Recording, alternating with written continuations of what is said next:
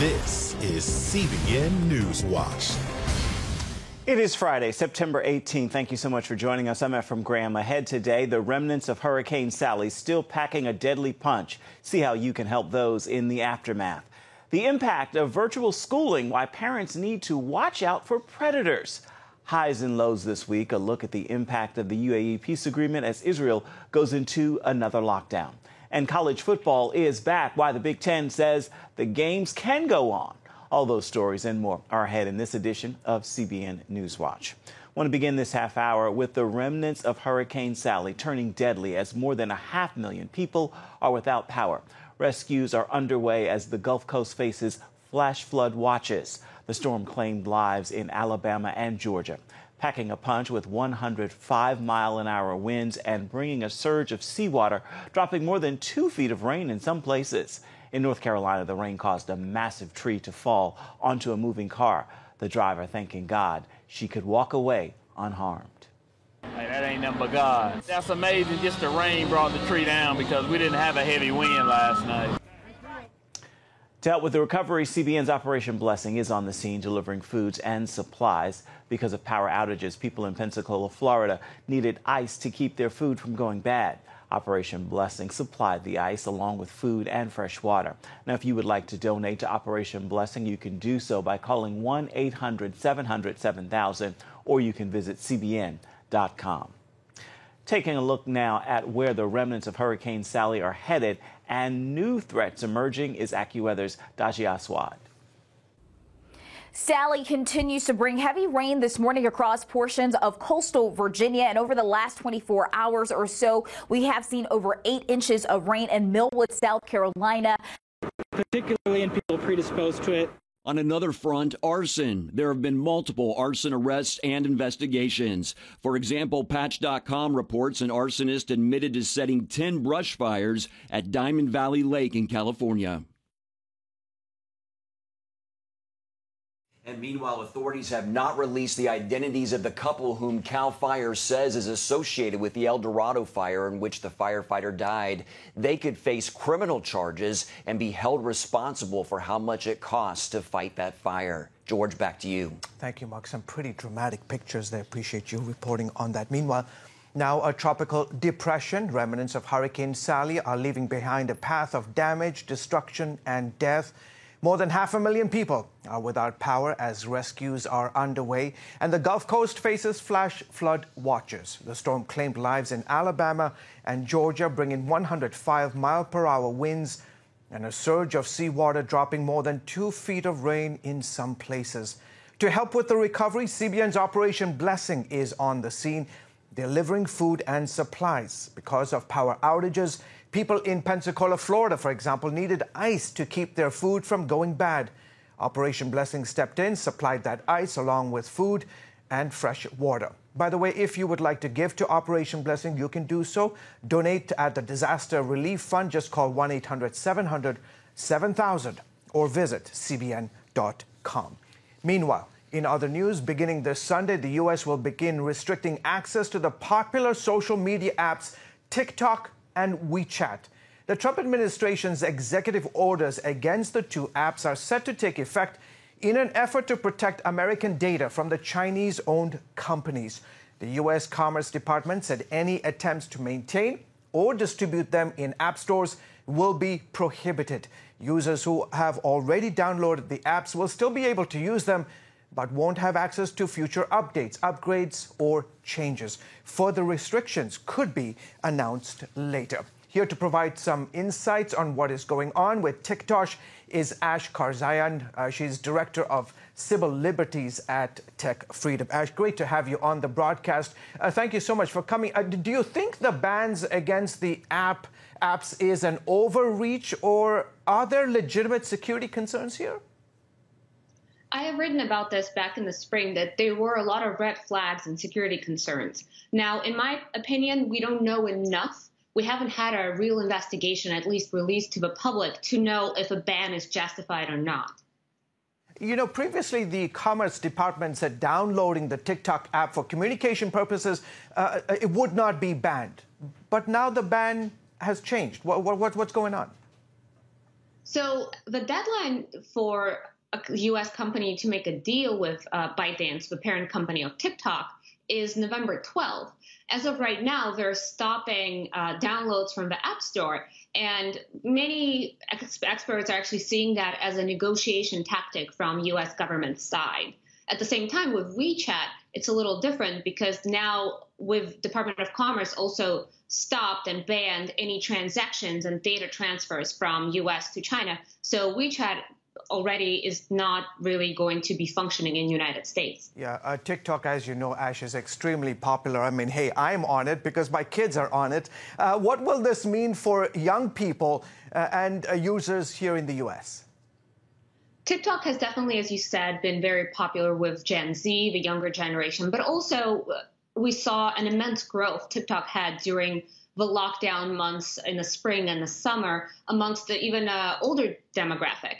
And a lot of the content creators are on it. A lot of economy now, internet economy is moving on there. There's a lot of advertisement going on. So if TikTok, let's say November 12th comes and no deal is approved and TikTok is banned in the United States, it's definitely going to create effects on the economy and effects on the younger generation. Some of them are teens, some of them are of voting age, that we can't really predict until it happens. President Trump seems to be the one driving this decision. So what do Oracle and Walmart need to do to gain the president's approval to purchase TikTok in the U.S.? The deal and the reason for the deal was said to be to protect national security interests of the United States. The terms of the deal that we have seen right now don't really take off those national security concerns. I can go into detail, but there's some privacy concerns. It's about where the data is stored and who has access to the data. We need to see more, and we need to see an infrastructure change of how TikTok is run for us to not be worried about national security anymore. At the same time, there's this question of the Chinese government is now saying they might not approve that deal on their end. And if they're not approving the deal on their end, that means that our concerns about national security maybe were real. Okay, terrific, Ash. Thank you so much for coming on the broadcast. Ash Karzayan, contributor with Young Voices and director of Civil Liberties at Tech Freedom. Hey, have a great weekend. Thank you. You're most welcome. Now to the presidential race. With 46 days until Election Day, early voting has already begun in several states, including Minnesota, where both President Trump and Joe Biden will be today. Last night, the two held dueling events, President Trump rallying voters in Wisconsin, while his Democratic nominee challenger, Joe Biden, faced voters at a drive-through town hall in Pennsylvania. The president facing criticism for his crowded rallies having no social distancing or masks mandates.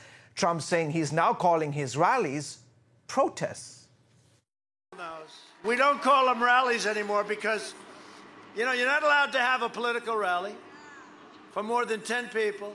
You're not allowed to go to church. You're not allowed to meet. You're not allowed to talk to anybody. We call them friendly protests. So these are protests, so it's totally allowed. Voters in Virginia, by the way, are also casting in-person ballots today. Another grim milestone in the coronavirus pandemic. The U.S. approaching 200,000 confirmed COVID-19 deaths. This, as a new report in the New York Times says, the change in testing guidance posted to the CDC's website last month was not approved by CDC scientists. The guidelines stated people without COVID-19 symptoms, even those exposed, do not need to get tested. That change reportedly coming from the Department of Health and Human Services and the White House Corona Task Force. HHS Assistant Secretary and White House Testing Coordinator denied those allegations on ABC's Good Morning America. It absolutely came from the CDC. There are thousands of people at the CDC. I have no idea who the New York Times talked to, but I know for a fact that the version that went to the task force was reviewed and approved by Dr. Redfield. Worldwide cases have now topped 30 million. Meanwhile, in Israel, a second lockdown has shut down that country. The Jewish nation has been hit with an alarming spike in new coronavirus cases and more than 1,100 deaths. CBN Middle East correspondent Julie Stoll has the details. For the first time in its 62-year history, Jerusalem's Great Synagogue is closed for the high holiday services. The reason is a very simple one. the most important criteria in Judaism is the safety, the physical safety of every human being. And the lockdown is widespread, closing schools, malls, hotels, and restaurants except for delivery. Israel has seen a dramatic rise in the number of new cases to more than 5,000 per day, with more than 1,100 deaths. Tonight, I want to tell you that I understand well the feeling of confusion, of embarrassment, of concern that many certainly feel. I understand and ask before everything else to apologize for this. While admitting the lockdown harmed Israelis' ability to celebrate together, President Rivlin encouraged them to be strong, then turned to the government. We must do everything to restore personal, medical, and economic security to all Israelis. Meanwhile, police spokesman Mickey Rosenfeld says law enforcement is ready to do its part while keeping the peace. The Israeli National Police have completed security, health and safety measures for the scheduled lockdown. More than 7,000 police officers will take part in blocking different neighborhoods and preventing movements. Israelis taking care of last-minute needs at Jerusalem's open-air market shared mixed reactions to the lockdown. We're mad, I'm honest, because in July and August, everything was open, everyone drink a beer, everything they would go to concerts. But in the holidays, when it's supposed to be happy, it's supposed to be, everyone's supposed to be united. It's Rosh Hashanah, it's New Year's of the Jewish, they close everything. The fact that we are the first Western country to enter a second lockdown, it's insane. I think it's a good idea given our record thus far. We did really, really well when we had a lockdown. Then we relaxed standards and things went from bad to much worse. Still, some see a spiritual bright side. Maybe it will bring us all together more. We'll be able to stay home and have a little introspection of ourselves and so forth. And I think that probably next year there'll even be more turnout in the synagogues and the I think it's going to strengthen us in the end. Chris Mitchell, CBN News. And to catch more of Jerusalem and the reports from my colleague Chris Mitchell, you can watch Jerusalem Dateline tonight on the CBN News channel right here at 9:30 Eastern. Folks, coming up, how One Ministry is hoping to bring the gospel to Washington, D.C. and win hearts for Jesus Christ. That story in a moment. Stay with me.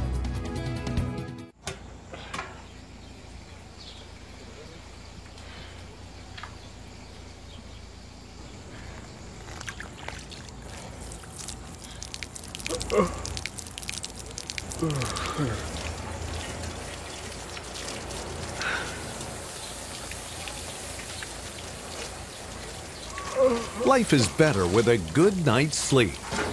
Get your free DVD or booklet of Protect Your Sleep as the world watches from the outside. It's a big diplomatic tug-of-war here in the Middle East. Go inside the story with Jerusalem Dateline. Israeli archaeologists are talking about a discovery that could change the thinking about the Temple Mount. Join CBN Jerusalem Bureau Chief Chris Mitchell and get the biblical perspective on the events shaping the world. What starts in Israel then ends up going to other places. Watch Jerusalem Dateline Friday night at 9:30 on the CBN News Channel. Life. It's meant to be lived fully. Jesus said it. I came to give you life. Life to the fullest. Life in your family. Life in your finances. Life in your body, mind, and spirit. Life in your everyday.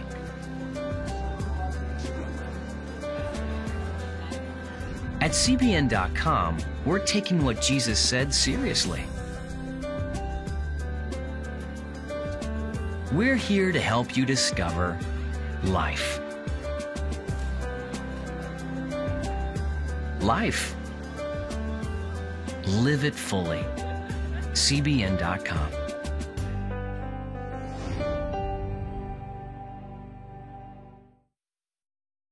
Folks, welcome back to the broadcast. You're watching the CBN News channel. You know, during these troubling times, One Ministry is hoping to win lives for Christ, and they're starting it in our nation's capital. Next week, Voice of Hope Ministries will be setting up a gospel tent at the West Potomac Park. The week-long event will include daily sermons and worship performances by well-known groups, gospel groups that is. Evangelist D.R. Harrison joins me now for more. Mr. Harrison, great to have you on the broadcast. Tell us more about the event. What brought you to our nation's capital? Yes, thank you for having us on. A year ago, God began to burden in my heart to take the big gospel tent that seats 3,000 people to our nation's capital. We all know we're living in perilous times. We had no idea all of the stuff that would take place in 2020, but God miraculously opened up the doors, and all of this year, even through all of the pandemic and everything going on, God has worked so many miracles. And today, actually, while we're here, the tent is going in the air, and Monday night, the first night of the crusade, and we're excited to see what God's going to do. That you guys have, is this the first time that you guys have done something like this in D.C.?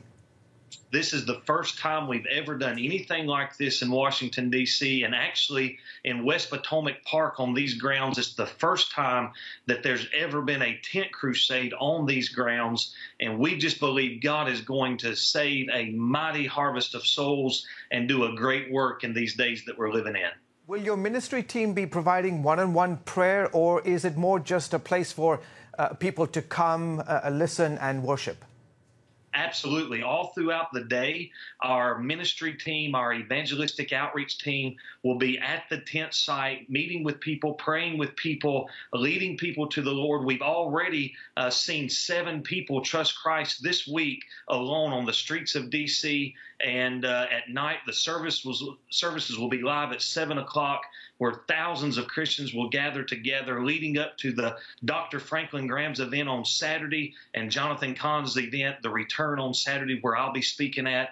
And this whole week's just going to be jam-packed with the gospel message of our Lord and Savior, Jesus Christ. I'm sure that you guys are partnering with local churches in the area to get people plugged into a Christian community following the event, right? Absolutely. Every convert that trusts Christ, we keep a digital record of that. And at the end of the crusade, we provide those new converts with all of the local churches in the area for them to disciple and for them to baptize, get them in the local church, and grow them and train them to go out and reach more people with the gospel.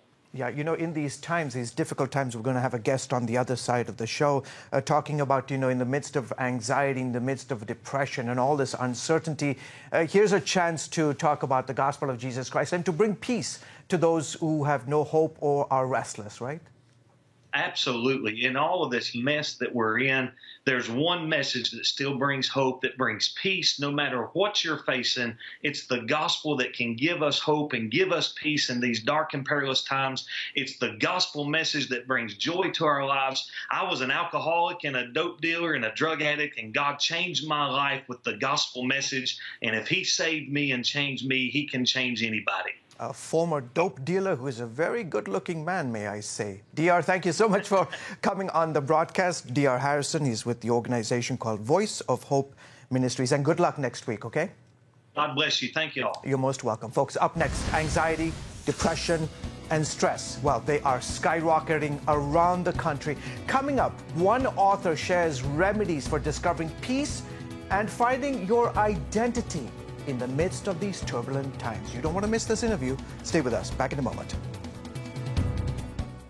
On October 1st, 1961, history was made when a tiny station began transmitting the first signals of the Christian Broadcasting Network. CBN, the Christian Broadcasting Network. And now, a new era has begun with the all-new CBN News Channel. Just moments ago, the Iron Dome intercepted an incoming rocket right on the Gaza border. And ministering in this area, spiritual warfare is definitely involved. A 24/7 news network, bringing you the news you want from a source you can trust. In Kenya, 40% of the medical services are actually provided by these Christian hospitals. Let's talk about the economy. Believers here are joining together to win people to Jesus Christ. All your favorite shows now in one place. Go to CBNNewsChannel.com to find out how to get the CBN News Channel on your TV all day, every day. CBN News.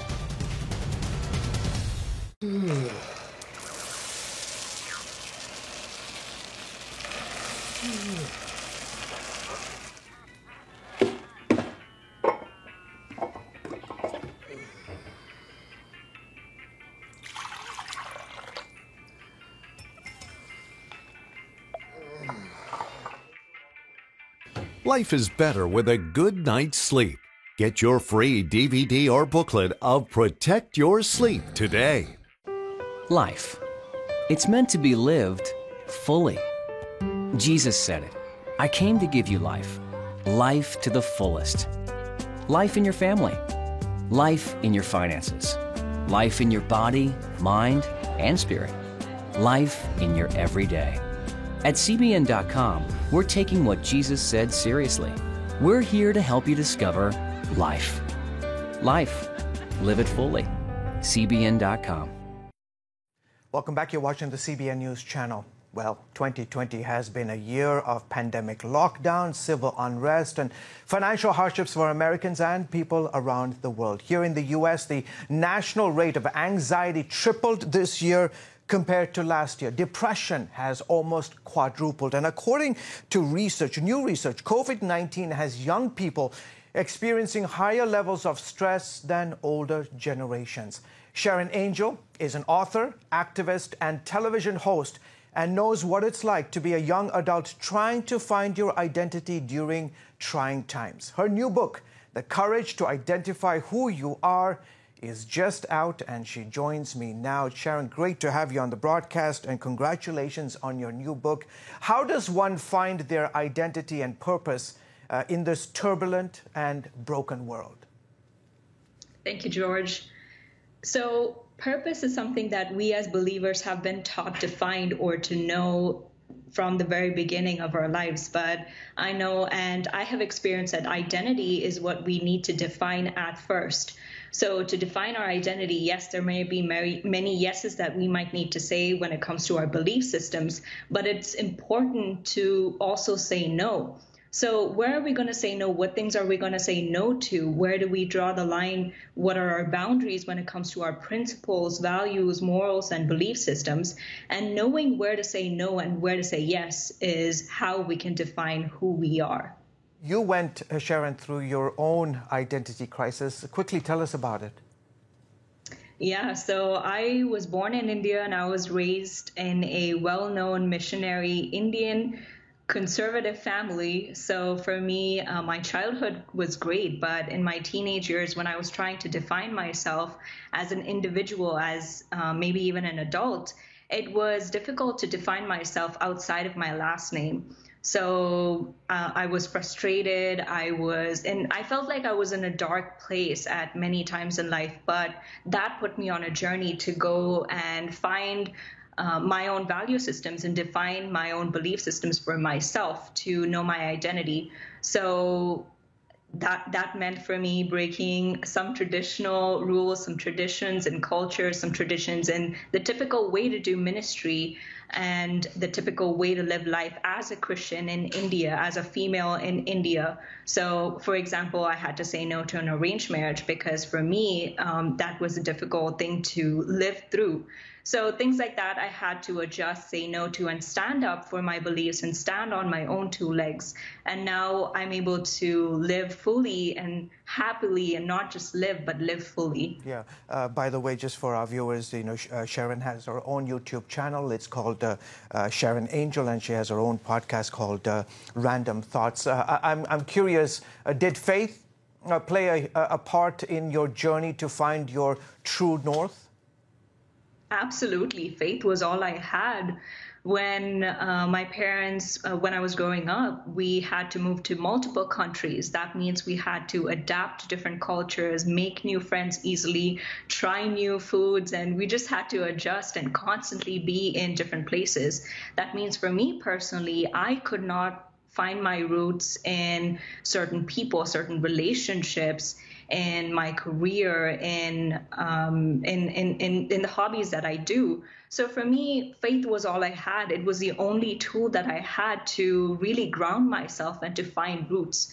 So while I traveled, while I tried to define myself, ask those tough questions like, what does the future hold? Who am I? What are my political views? What are my views on beauty? What are my views on money? What are my views on some of the difficult things in life? To be able to define that by one, traveling and also reading between the lines of the Bible. Yeah. Today, I am able to live a satisfied life not just, going through the traditional way of doing missions, not just the traditional way of being the Christian or living a certain kind of Christian life and abiding by the rules, but I'm able to define it and live a satisfied life. That's awesome. That's fantastic. We'll have to leave it there. Sharon, thank you so much for coming on the broadcast. By the way, her book is called The Courage to Identify Who You Are. Terrific to have you on the broadcast, and have a fantastic weekend, okay?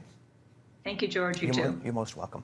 Folks, after the break, how one business owner in Oregon is stepping in to help firefighters battling the devastating forest fires across the West. We'll have that inspiring story in a moment.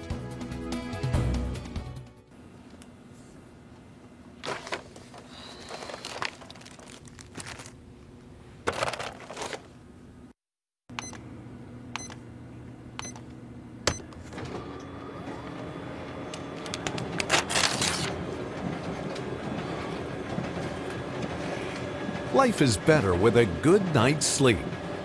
Get your free DVD or booklet of Protect Your Sleep today.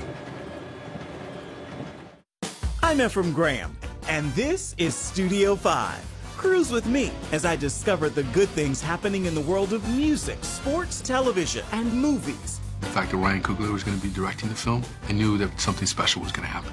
We'll chat with artists at the forefront of entertainment and explore the connection between popular culture and faith. I asked my pastor, I said, well, does that mean I'm supposed to be a preacher? He says, well, no, you already have a pulpit. Watch Studio 5, Wednesday night at 9:30. Remember for a moment what it was like to be a child. You believed every story you were told. You saw a world full of endless possibilities. What stories will the world's orphaned and at-risk children believe? We believe the Bible tells the only story truly worth believing. We believe that every child should have the opportunity to dream, the chance to take challenges and turn them into possibilities, the chance to stand on the promises of God, to recognize their place in the greatest story ever told. They have their whole lives ahead of them. Theirs is a world of endless possibilities. They are looking for a story to believe. We will tell them that story. Will you join us?